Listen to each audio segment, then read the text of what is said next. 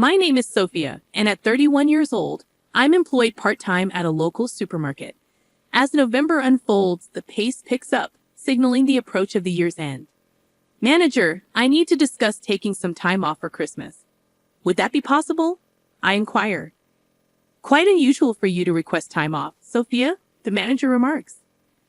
Well, my husband and I are considering spending Christmas at his parents' place this year.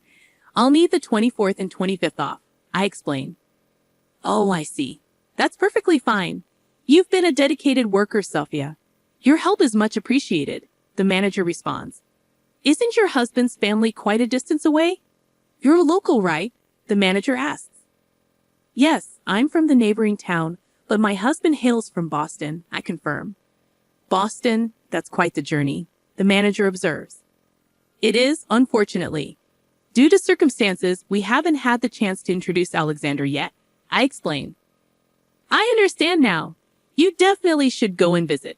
Family comes first, the manager nods. Thank you. I really appreciate your understanding. I express my gratitude. Alexander is my son, now 2 years old, and he's currently enrolled in a childcare center. When he was born, certain societal issues made it challenging to introduce him to our extended family, and we haven't found the right moment since. But things have started to settle down recently, and Christmas seemed like the perfect opportunity. My husband, Lucas, works as a medical technician at a hospital, so getting time off has been tricky, which is why we're particularly eager to make this trip happen. Think you'll be able to swing some time off for Christmas?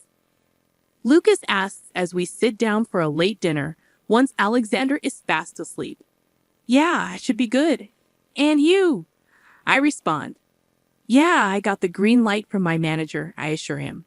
Later that evening, Lucas brings up a call from his dad that he missed on his way home. My dad always calls with news.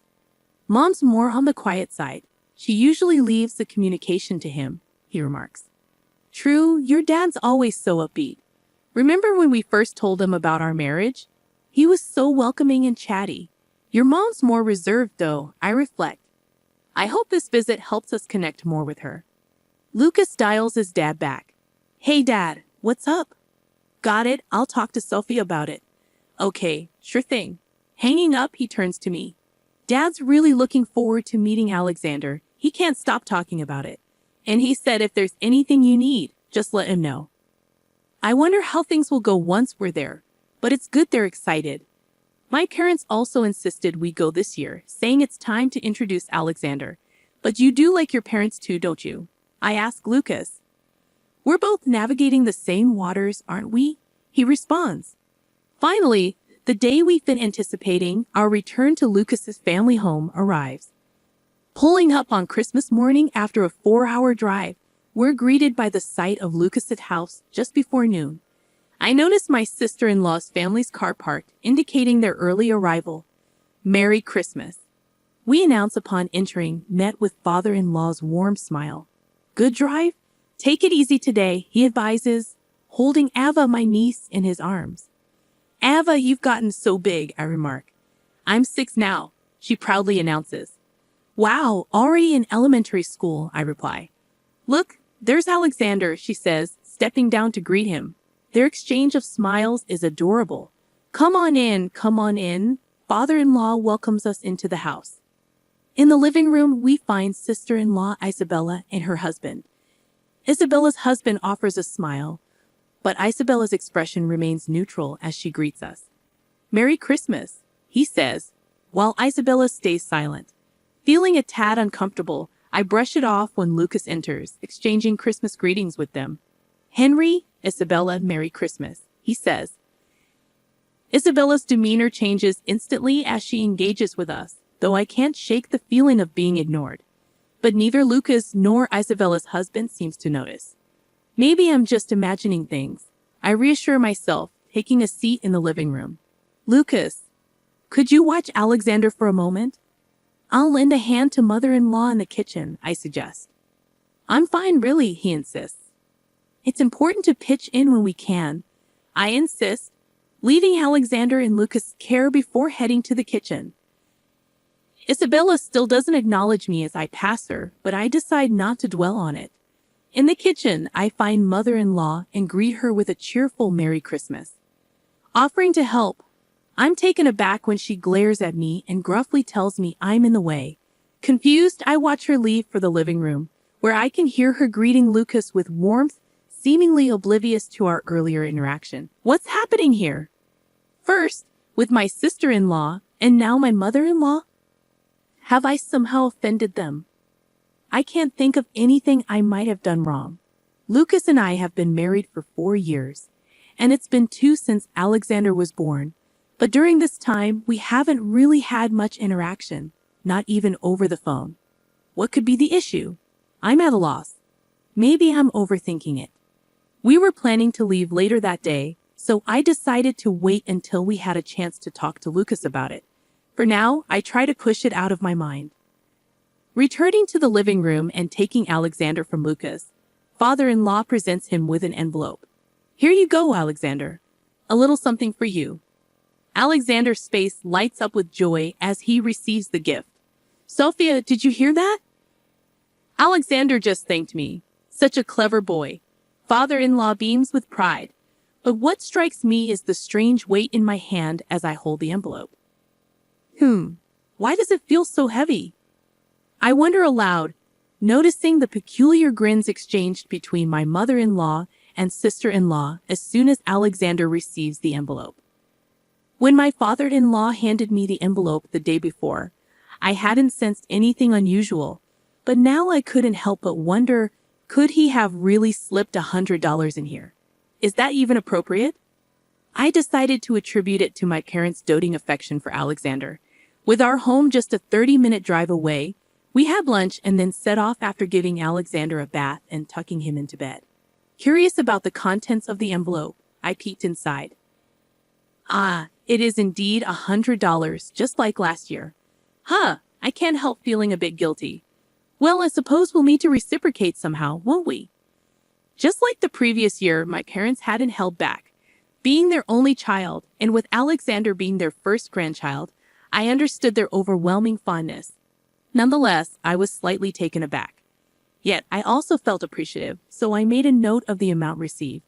Interestingly, my dad seemed equally enthusiastic, perfectly in tune with my father-in-law. This year is shaping up to be quite intriguing, I mused.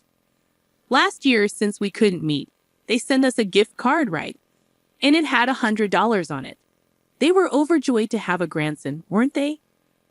I reminisced about my father-in-law's delighted demeanor as he held Alexander the day before. Continuing the conversation, I reached for the envelope.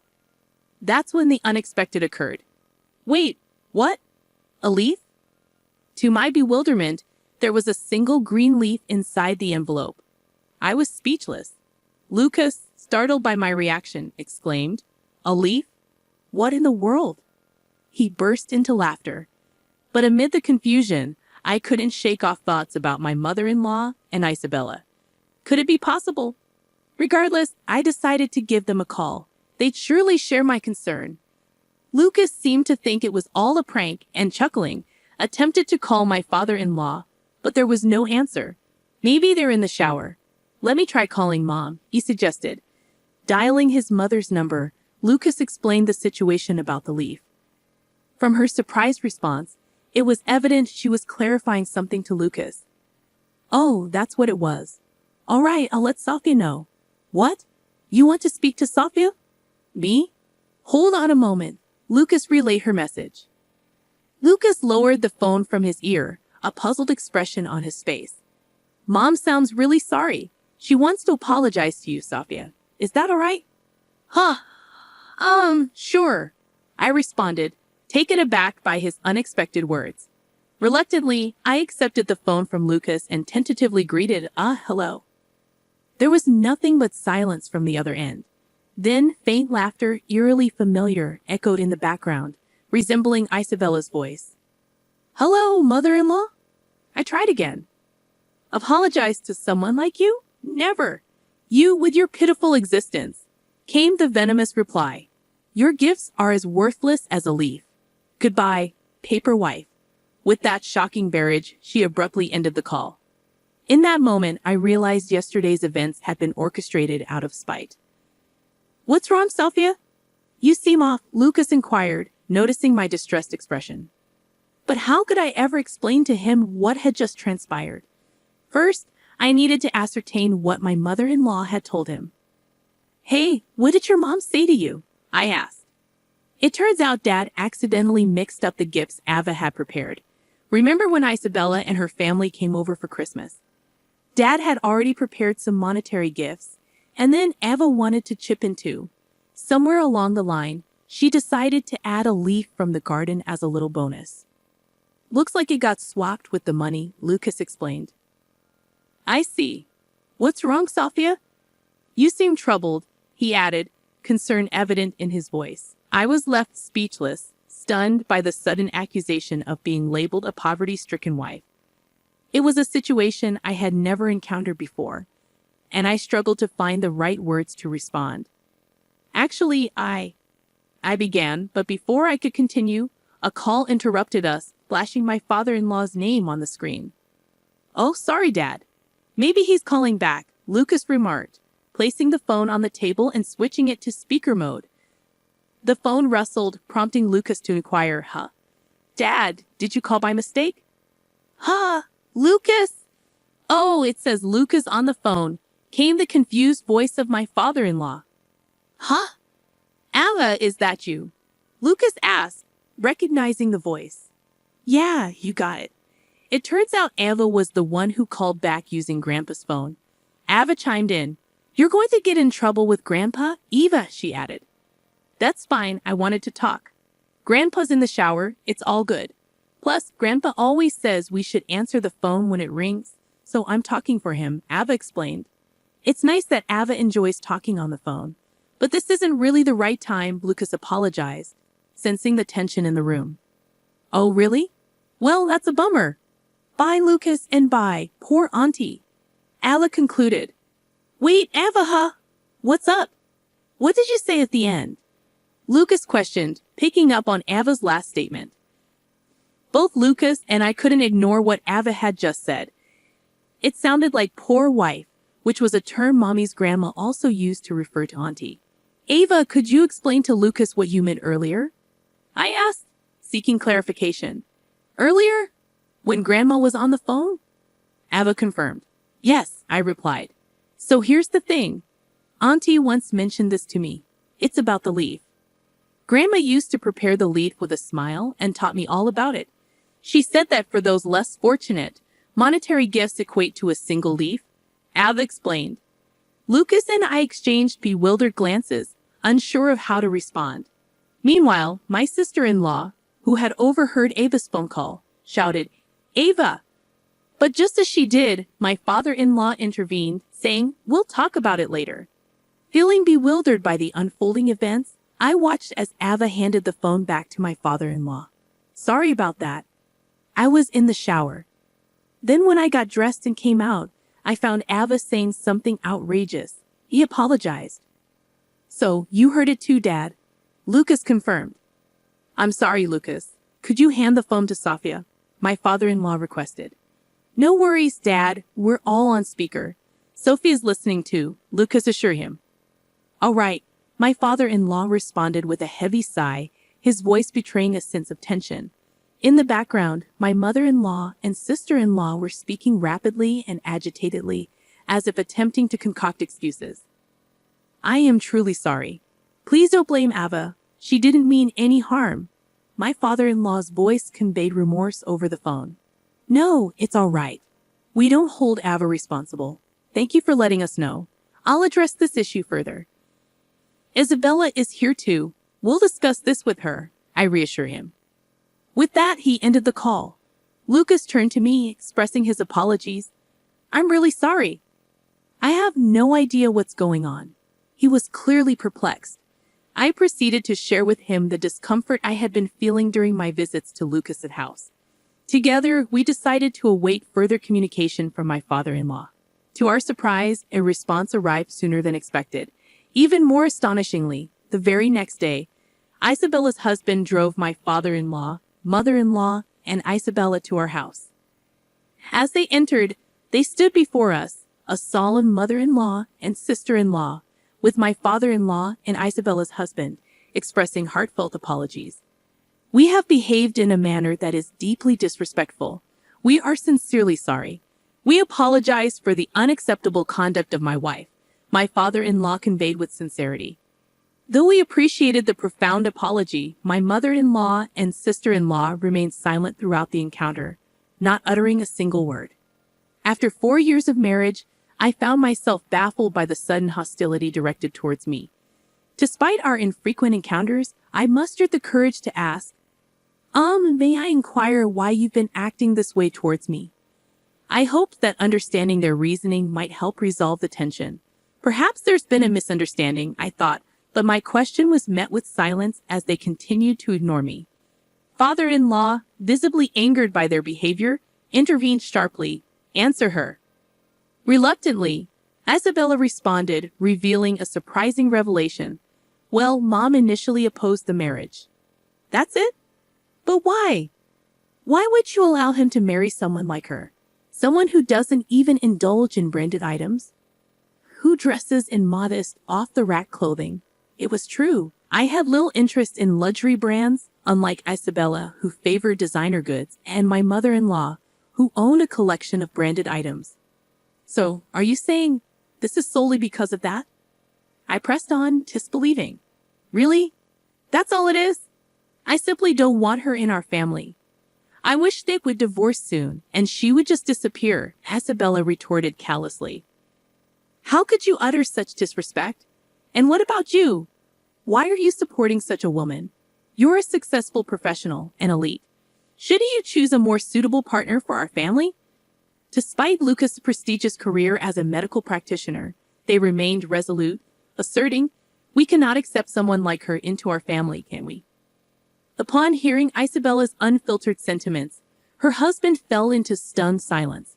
Yet this silence was brief, soon to be interrupted by my mother-in-law's revelation. This disposition was inherited from her, she remarked pointedly. Initially, you see, I had found a suitable partner for Lucas. Despite that, he brought home some unknown woman and announced they were getting married. It was quite a shock. What? You were doing such a thing without informing us? There are boundaries to what's acceptable to do to Sophia, she continued, her tone incredulous. It's not a big deal, right? She's just a poor girl, isn't she? Her parents didn't leave much of an impression either. Rather impoverished, don't you think? Not a single designer label in sight. In essence, she hails from a financially struggling background, doesn't she? My mother-in-law interjected. What? What are you implying? And to love a child born of such a woman? Unthinkable. It would tarnish our precious Ava. We had already arranged for her to marry a friend's child. Lucas, caught in the crossfire of his family's revelations, found himself at a loss for words. I shared his sentiment, grappling with the shock of uncovering these hidden feelings. Suddenly, it all clicked into place. My father-in-law's disinterested phone call now made perfect sense. If you perceive this as harassment, then perhaps divorce is the best course of action. Please proceed as soon as possible. Let's leave. There's no need to prolong this charade any further. My mother-in-law concluded, her words cutting and final. Just as my father-in-law appeared poised to speak, I felt a surge of determination to rectify the misunderstanding and uphold my pride. However, before I could interject, the living room door swung open dramatically, revealing none other than my own parents. It's been a while, father-in-law, mother-in-law. Did Sophia reach out to you? My father asked casually, cutting through the tension with ease. It must be difficult to endure such slander without a chance to defend yourself, he added knowingly. I had anticipated my father-in-law's visit and had promptly informed my parents. Apparently, they had overheard some of my mother-in-law's derogatory remarks from outside the door. Their timing couldn't have been more impeccable. My parents approached my mother-in-law with stern expressions. What's the matter? She inquired, taken aback by their serious demeanor. Without a word, my parents retrieved their business cards from their breast pockets and extended them towards my mother-in-law, their actions silently conveying, "Take a look." To my amusement, Isabella took the bait, seizing the opportunity to grab the business card and unleash a torrent of insults. Arrogance oozing from a person of humble means.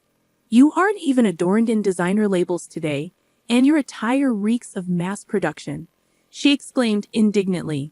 As she examined the card, my mother startled, and even my mother-in-law glanced at it with interest. You two are executives at Ballet Clos? My mother-in-law read aloud, her tone betraying a hint of surprise.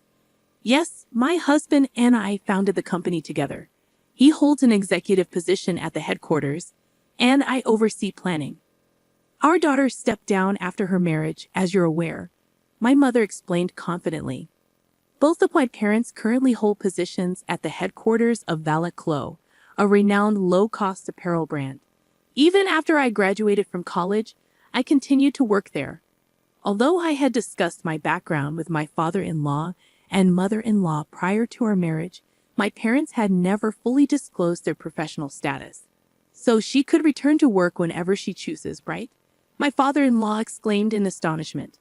That's incredible. You're employed at such a prestigious fashion brand's corporate headquarters. So what exactly do you mean by calling us poor?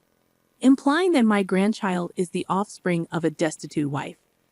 Is it justifiable to harass us simply because you oppose the marriage? I interjected, my frustration palpable. It isn't. We sincerely apologize, my mother-in-law interjected. But it was evident that this apology stemmed solely from my parents' esteemed job positions. Clearly, the situation had escalated beyond the point where a mere apology could rectify matters. Henry, visibly disappointed, interjected, I thought it was a good idea to entrust Ava to my parents' care, but with this? I'll take you back, but once we're there, we're going our separate ways, Henry declared firmly. What? What do you mean? I responded, taken aback by his sudden resolve. I'm grateful to have finally seen your true colors. Let's talk about divorce once we're home, he continued, his tone resolute. With that, Henry left the house, leaving me stunned. In that moment, my father-in-law rose from his seat, offering a deep apology to my parents. I'm truly sorry for everything that has occurred, he expressed sincerely. Turning towards us, he added, I apologize once again. We'll keep in touch. Then, fixing a stern gaze upon my mother-in-law, who appeared visibly shaken, he cautioned, prepare yourself for when you return home. With that, he too left our residence, prompting my mother-in-law and Isabella to hastily gather their belongings.